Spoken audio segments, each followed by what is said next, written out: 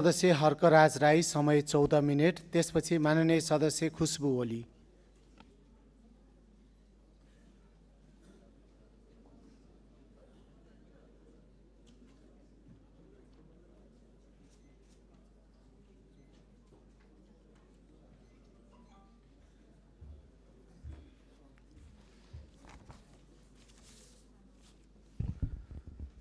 सम्माननीय सभामुख महोदय, नीति तथा कार्यक्रमको यस छलफलमा सम्माननीय प्रधानमन्त्रीज्यू हुनुहुन्न, यो विषयमा म आपत्ति जनाउन चाहन्छु।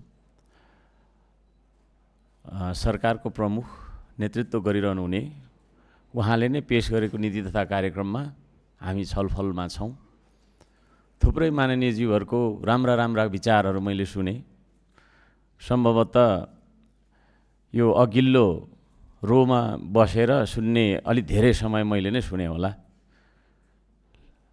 जीवन सिकाइ हो, हरेक पल हामीले सिकिरहनुपर्छ, अरूलाई सुनिरहनुपर्छ, अरूले के भन्छन् सिकिरहनुपर्छ।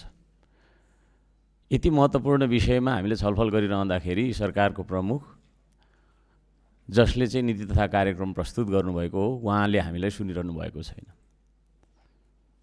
उहाँले लाइभमा सुनिरहनुहुन्छ अथवा भोलि भरै सुन्नुहुन्छ भन्ने कुरा पनि होला। तर यो संसदको मर्यादा विपरीत छ, संसदको परम्परा विपरीत पनि छ। यहाँ पूर्ववक्ता हामीभन्दा धेरै अनुभवी माननीयज्यूहरूले पनि इतिहासका कुराहरू पनि थुप्रै राखेर जानुभएको छ। म माग गर्न चाहन्छु उहाँ यहाँ उपस्थित भएर उहाँले छलफलमा सुन्नु भएन, तर उत्तर दिने क्रममा उहाँ आउनुहुनेछ भन्ने मैले चाहिँ विश्वास लिएको छु। यदि उहाँ आउनुहुन्न भने हामी श्रम संस्कृति पार्टी चाहिँ बाहिरिनेछौँ। हामीले अरूबाट हामीले सुन्नुपर्ने स्थिति होइन। यो एउटा सामाजिक परम्परा छ नि, आफ्नो बिहेमा अरूलाई बेहुला पठाएर हुँदैन। त्यसो भएको कारणले उहाँले नै उत्तर दिनुपर्ने कार्यक्रम हुन्छ। अब यो काग कराइरहन्छ, पिना सुकिरहन्छ भन्ने हिसाबले हामी संसदलाई चलाउन सक्दैनौँ। अब यहाँ थुप्रै माननीयज्यूहरूले आफ्नो विचारहरू राख्नुभयो, म धेरै आफ्नो विचार राख्न पनि चाहन्न। थुप्रै विषयहरू आइसक्यो। हामी नेपाली त्यति धेरै जान्ने, गफ गर्नुमा हामीलाई विश्वमा कसैले पनि भ्याउँदैन, तर देश बनाउन हामीले सकेनौँ। त्यसो भएको कारणले ज्ञानको कमी कोहीसँग छैन। यहाँ 5 घन्टा हामी आफ्नो मन्तव्य राख्न सक्छौँ भनिसकेपछि ज्ञान टन्न छ हामीसँग। के चाहिँ नभएको होला त भन्दाखेरि स्पष्ट ज्ञान नभएको पनि हुनसक्छ। अर्को कुरा इमान्दारी छैन। हामी आफ्नो कर्तव्य कति इमान्दार भएर वहन गर्छौँ भन्ने कुरा हो। हाम्रो कर्तव्य हामीले पुरा गर्दैनौँ भने अधिकारको दाबी गर्ने अवस्था रहँदैन। त्यसो भएको कारणले प्रधानमन्त्रीज्यूले साथै माननीय मन्त्रीज्यूहरूले आफ्नो कर्तव्य आगामी दिनमा पुरा गर्नुहुनेछ भन्ने विश्वास पनि म लिन चाहन्छु। अब यहाँ यो नीति तथा कार्यक्रम हुँदाखेरि यहाँ समस्या कहाँनिर छ भन्ने कुरा हामीले बुझ्नु जरुरी छ। हामी सबैसँग विचार छ, हामी सबैसँग मुद्दा छ, हामी सबैलाई जनताले चुनेर नै यहाँ पठाउनु भएको। मेरो विचार पनि समेटियोस् भन्ने मात्रै हो यहाँ भन्छ जस्तो मलाई लाग्छ। तर सरकारले एक्लौटी ढङ्गबाट विषयगत समितिहरूको बैठक पनि नराखी, विषयगत समितिहरूबाट आएका सल्लाह सुझावहरूलाई पनि नसमेटी नीति तथा कार्यक्रम ल्यायो। दिनभरि यहाँ बैठकमा बस्छौँ, भरे रातभरि पढेर भोलिसम्ममा आइहाल्नु, तयारी भएर आइहाल्नु भन्ने किसिमको होइन निर्देशन, त्यो खालको आदेश यहाँनिर चाहिँ नै जारी गरिएको छ। हाम्रा पूर्ववक्ता अनुभवी हाम्रा चाहिँ नि माननीयज्यूहरूले भनिसक्नुभयो। पहिला हामी 3 दिनसम्म, 4 दिनसम्म, 1 हप्तासम्म छलफल गर्थ्यौँ, आज त तपाईँको चाहिँ नि के 6 घन्टामा सक्नुपर्ने बाध्यता छ भनेर भन्नुभयो। यो नीति तथा कार्यक्रम भन्ने कुरामा गहन रूपमा छलफल हुनु जरुरी छ। हामीले पर्याप्त मात्रामा छलफल गरेनौँ भने नीति तथा कार्यक्रम राम्रो हामी बनाउन सक्दैनौँ। म सरकारलाई के भन्न चाहन्छु भने नीति भनेको वास्तवमा मनसाय अर्थात् उद्देश्य हो। कार्यक्रम भनेको त्यो उद्देश्य अथवा मनसायलाई प्राप्त गर्ने काम, कार्यसूची। अब यो नीति के हो, कार्यक्रम के हो भन्ने नै थाहा नभएर यहाँनिर चाहिँ एकले अर्कालाई दोषी रहेको जस्तो पनि मलाई लाग्यो। हाम्रो मनसाय के हो त? त्यो मनसाय के हो, उद्देश्य के हो, त्यो प्राप्त गर्नलाई हामीले के काम गर्छौँ त? त्यो कामको सूची कार्यक्रम हो। मनसाय चाहिँ हाम्रो नीति हो। त्यसले गर्दाखेरि के हो नीति, के हो तपाईँको कार्यक्रम भन्ने नै थाहा नभएको किसिमले पनि अस्पष्ट ढङ्गबाट नीति तथा कार्यक्रम आएको देखिन्छ पढ्दै जाँदाखेरि। त्यसो नहोस् भन्ने मेरो चाहिँ कामना छ। सच्याउन सक्ने समयसम्म हामीले सच्याउन सक्छौँ। चेतनाको विकास नगरिकन विकास हुँदैन भन्ने मलाई मेरो बुझाइ छ। चेतना नै सबैभन्दा ठुलो विकास हो। सबै खाले विकासको बिउ र मूल जरा नै हो चेतना। सही र गलत बीचको फरक छुट्याउन सक्ने र सहीको पक्षमा आफूलाई उभ्याउन सक्ने गुण नै चेतना हो। त्यो चेतनाको विकासका लागि चाहिँ हामीले के सोचेका छौँ? चेतनाको विकास नहुँदाखेरि विनाशहरू भइरहेका छन्। त्यसो भएको कारणले हामीले त्यो सफ्टवेयरको पाटोलाई पनि, सामाजिक सफ्टवेयरको पाटोलाई पनि ध्यान दिउँ, एआईको कुरालाई मात्रै ध्यान नदिउँ। हामीले हाम्रो समाजलाई नैतिक बनाउँदैछौँ या अनैतिक बनाउँदैछौँ, मर्यादित बनाउँदैछौँ या अमर्यादित बनाउँदैछौँ भन्ने बारेमा पनि हामीले बुझ्न जरुरी छ। आर्थिक, सामाजिक, सांस्कृतिक, भौतिक सबै कुरा, सबै खालका विकासको जरा भनेको चेतना नै हो। त्यो चेतनाको विकासतर्फ पनि हामी जानुपर्छ। त्यो नीतिमा पनि हामी चाहिँ लाग्नुपर्छ भन्ने मलाई लाग्छ। हामी विपद व्यवस्थापनको बारेमा पनि मैले त्यहाँ नीति तथा कार्यक्रममा हेरेँ, तर त्यहाँ अत्यन्तै थोरै मात्रै उल्लेख गरिएको छ। विपद व्यवस्थापनमा हामी अत्यन्तै तपाईँको चाहिँ के अरे पछि छौँ। अहिले यहीँ नै पनि भूकम्प आयो भने के गर्ने भन्ने बारेमा हामीले ब्रिफिङ भएको छैन, होइन? यति नै खेर बसिरहेको बेला भूकम्प आयो भने के गर्नुहुन्छ तपाईँहरू? म के गर्ने, मैले के गर्ने, तपाईँहरूले के गर्ने? हाम्रो र्याली पोइन्ट कहाँ छ, होइन? आगो लाग्यो भने यहाँनिर खोइ हाम्रो फायर एक्सटिङ्ग्विसर त्यहाँ देख्दै रहेछ, त्यहाँ पर छ एउटा, होइन? यस्ता विषयहरूमा अब यही संसद भवनभित्रको कुरा मैले गरेको, होइन? यहीँ भित्रको अवस्था यस्तो छ भने गाउँ गाउँमा कस्तो छ त विपद व्यवस्थापनको कुरा, रेडिनेसको कुरा के छ त हाम्रो? त्यसतर्फ चाहिँ नै अलि थोरै व्याख्या विश्लेषण त्यहाँ भएको छ, त्यसतर्फ पनि ध्यान जाओस् भन्ने सुझाव म दिन चाहन्छु। आर्थिक विकासको कुरा गर्दाखेरि म चाहिँ अलिकति अर्ग्यानिक टाइपको मान्छे। एआईमा राम्रो राम्रो खानाको, राम्रो राम्रो नानाको, लुगाको, होइन, राम्रा राम्रा सहरको नक्सा हामी बनाउन सक्छौँ, तर माटो नछोई उत्पादन हुँदैन। मेरो गीत छ, अन्त गीत त यहाँ गाउन मिल्दैन। वाचन गर्छु। खेतबारी बाँझो राखी आकाशतिर हेर्दा, डुब्न लाग्यो देश आज जिउने शैली फेर्दा। गफैको भरमा मिठो खाना राम्रो लाउन खोज्दा, होस गर नेपाली हो देशै घुम्ने दिन आइसक्यो। हामीले माटोलाई फोहोर भन्यौँ, माटो ढुङ्गा यस्तो, त्यो खालको तपाईँको चाहिँ के अरे भाष्य खडा गरेर अगाडि बढ्यौँ भने भोलि हामी आत्मनिर्भर बन्न सक्दैनौँ। यो काठमाडौँ भ्यालीभित्र नाकालाई बन्द गरिदिउँ त 2 दिन, भात खानु नपाएर, तरकारी खानु नपाएर हामी यो ठाउँ छोड्नुपर्ने स्थिति हुन्छ। त्यसो भएको कारणले गर्दाखेरि कृषिको कार्यक्रममा धेरै जोड दिनुपर्छ। यो चाहिँ नि आर्थिक विकास यदि हामीले साँच्चै नै गर्ने हो भने हामीले लगाइराखेको लुगा पनि कृषिको तपाईँको कच्चा पदार्थबाट प्राप्त हुने हो, त्यसको प्रशोधित रूप फर्म मात्रै हो यो चिज। त्यसले गर्दा त्यसतर्फ सरकारले ध्यान दियोस् भन्ने म सुझाव दिन चाहन्छु। हामी सबै मिलेर काम गरौँ भन्ने कुरामा मेरो जोड छ। काम गर्दा सानो भइँदैन। 3 करोड नेपालीको 6 करोड हात चलाउनुपर्छ एकैसाथ। कलमले मात्रै बन्दैन देश, औजार समाउनुपर्छ। अब नीतिले मात्रै बन्दैन देश, श्रम र श्रमदान गर्नुपर्छ। अब हामी इक्जाम्पल हो। हामीलाई हेरेर इक्जाम्पल हामीलाई लिएर चाहिँ हाम्रो आउँदो पिँढीले सिक्ने हो।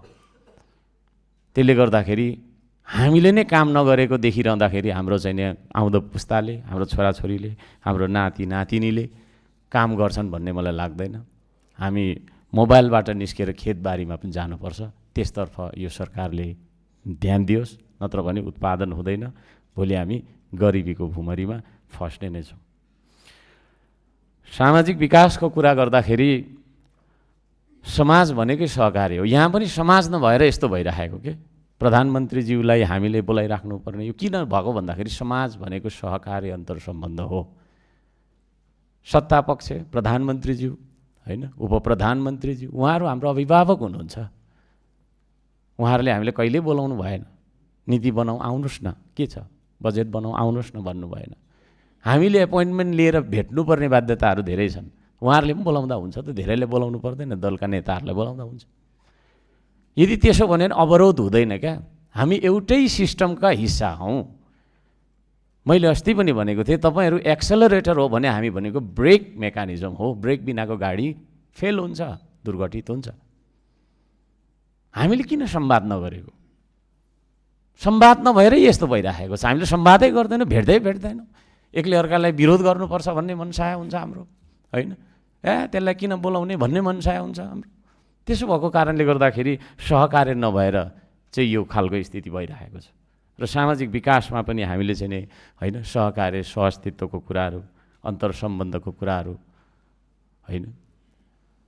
हाम्रो सामाजिक विकास जबसम्म यो देशमा धार्मिक, जातीय, वर्गीय विभिन्न न्यूमा होइन हामीले चाहिँ सामुदायिक हिसाबबाट विभेद गरिरहन्छौँ, तबसम्म हाम्रो सामाजिक उन्नयन हुन सक्दैन। समाज भनेको एकमुष्टता हो। तपाईँ म बिना अधुरो, म तपाईँ बिना अधुरो। हामी नेपाली, त्यो एउटा गीत पनि छ होइन। 3 करोड नेपालीको एकमुष्टता नै नेपाली समाज हो। त्यो नेपाली समाज बन्नलाई के कुराले रोकिरहेको छ? ती विभेदजन्य कुराहरूलाई आज हामीले हटाउनुपर्छ। त्यसतर्फ पनि हाम्रो नीति तथा कार्यक्रम उन्मुख होस्। सुशासन र शान्ति सुरक्षाको कुरा हामी गर्छौँ। लोभले चोर्नेलाई कारागार, भोकले चोर्नेलाई रोजगार, यो नीति हामीले अपनाउनुपर्छ। लोभले चोर्ने मान्छे पनि छ समाजमा, लोभले चोर्नेलाई कारागारमा खाद्नुपर्छ, तर भोकले चोर्नेलाई रोजगार दिनुपर्छ। भोकले पनि चोरिरहेको होला नि त यहाँ मान्छे। जबसम्म हामीले चाहिँ आर्थिक उन्नति गर्दैनौँ, जबसम्म हामीले सबैलाई रोजगारी दिने, सबैलाई यही देशमा चाहिँ गरी खाने वातावरण बनाउँदैनौँ, तबसम्म अपराधहरू भइरहन्छ। बाध्यताले अपराध भइरहन्छ, बाध्यताले मान्छेले चोरिरहेको होला। त्यसो भएको कारणले गर्दाखेरि शान्ति सुरक्षाका लागि हामीले यदि सोच्ने नै हो भने उत्पादनमा जानुपर्छ। माटो नछे उत्पादन हुँदैन। उत्पादन नहुनु भनेको औद्योगिकरण नहुनु हो। हामीले मोबाइलमा मात्रै इन्डस्ट्री हेरेर हुँदैन। अहिले दिनभरि यहाँ हामी भाषण गर्छौँ, अनेक परि भन्छौँ, एकछिन भोक लाग्छ, भोक लागिसकेपछि किसानले उत्पादन गरेको भात खानुपर्छ। अनि त्यो किसानको लागि चाहिँ हामीले कति पैसा छुटाउँदैछौँ त? प्रश्न गर्न चाहन्छु सरकारलाई। जबसम्म किसान र मजदुरको हकमा हामीले बजेट विनियोजन गर्दैनौँ राम्रोसँग, तबसम्म देशको उन्नति आर्थिक रूपमा हुँदैन। त्यो माथि मात्रै हुन्छ, जराबाट हुन सक्दैन। शिक्षाको क्षेत्रमा मैले एउटा सुझाव दिन चाहेको छु। शिक्षा मन्त्रीज्यूलाई पनि भेटेर मैले सुझाव दिन चाहेको छु। सदनको पहिलो बैठकदेखि नै मैले चाहिँ भनिरहेको छु, पढाइ होइन शिक्षा, गराइ हो। What we read in the books is not education. What we do in life is education in fact. तर हामीले हाम्रो पुर्खा होइन दाउराको भारी बोकेर, घाँसको भारी बोकेर, नुन र तेलको भारी बोकेर जीवन बिताउनु भयो। आज हामी किताबको भारी बोकेर जीवन बिताइरहेका छौँ। भरिया चाहिँ सेम भरिया नै हो हामी। त्यसो भएको कारणले गर्दाखेरि होइन 7 दिन थ्योरी किताब पढिरहनुपर्छ भन्ने कुरामा के अरे त्यसमा म त्यो मेरो सहमति छैन। अरूले लेखेको किताब पढ्दैमा हामी विद्वान भइँदैन पनि। 3 दिन मात्रै किताब पढ्ने, 4 दिन उत्पादन, निर्माण, आविष्कार, सृजना, कला, खेलकुद यसमा लगाउनुपर्छ विद्यार्थीलाई। त्यसतर्फ चाहिँ नि त्यो खालको चाहिँ नि शिक्षा नीति हामीले अख्तियार गर्नुपर्छ भन्ने महत्त्व गर्न चाहन्छु। स्वाधीनताको विषय गर्छौँ हामी, स्वाधीनता भनिरहन्छौँ, तर वास्तवमा जबसम्म हामी आर्थिक रूपमा स्वाधीन बन्न सक्दैनौँ तबसम्म हामी स्वाधीन बन्न सक्दैनौँ। आर्थिक स्वाधीनता नै वास्तविक राजनीतिक स्वाधीनता पनि हो। हामी आफै स्वावलम्बनको बाटोमा, हामी आफै स्वाभिमानी स्वावलम्बी बन्नका लागि के खालको नीति हामीले अख्तियार गर्ने हो त? त्यसतर्फ पनि सरकारले स्पष्ट रूपमा नीति ल्याउनुपर्छ, कार्यक्रम ल्याउनुपर्छ। यो सुझाव दिन चाहन्छु। प्रकृति, संस्कृति र प्रविधि। प्रकृतिलाई संरक्षण गरौँ, संस्कृतिलाई सम्वर्धन गरौँ, प्रविधिलाई प्रवर्धन गरौँ। यो तीनवटा कुरा नै हाम्रो जीवन हो, हाम्रो बुझाइ चाहिँ त्यो छ।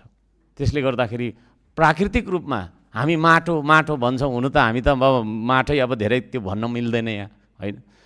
माटो बचाउने कार्यक्रम चाहिँ हाम्रो के छ त? नित्यता कार्यक्रम केही पनि छैन।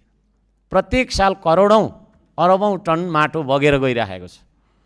पहिरो मात्रै, जता हेऱ्यो पहिरो, जता हेऱ्यो। त्यो पहिरो रोकथाम गर्नका लागि जनचेतनाबाट, चेतना नै फेरि विकासको मूल हो भनेर अघि भनिसकेँ, जनचेतना फैलाउने हो कि जङ्गलैभरि डढेलो लगाइरहेको छ। त्यो डढेलो अज्ञानवश मान्छेले लगाइरहेको हुनसक्छ।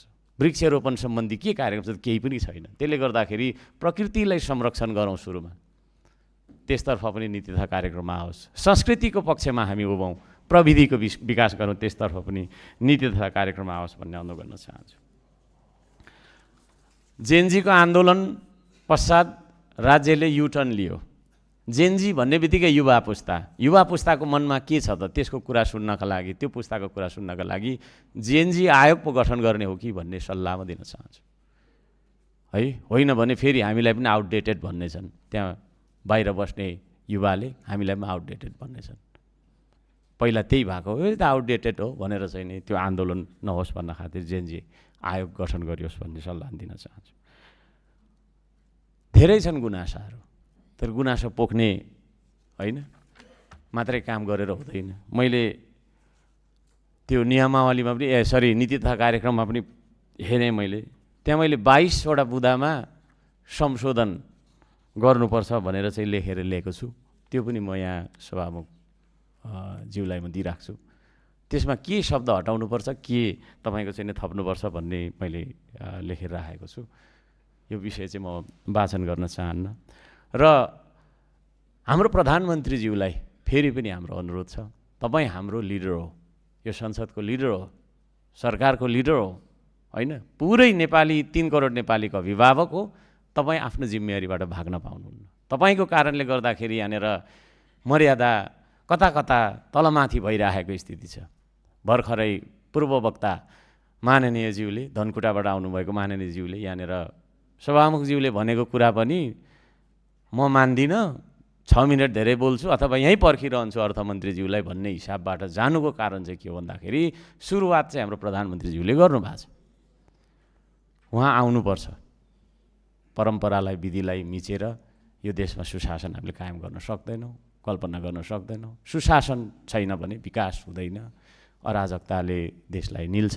त्यसो भएको कारणले म त्यो अनुरोध गर्न चाहन्छु, सबै हामी मर्यादित बनौँ, जिम्मेवार बनौँ। यति भन्दै मेरो भनाइ यही राख्दछु। धन्यवाद छ। नमस्ते।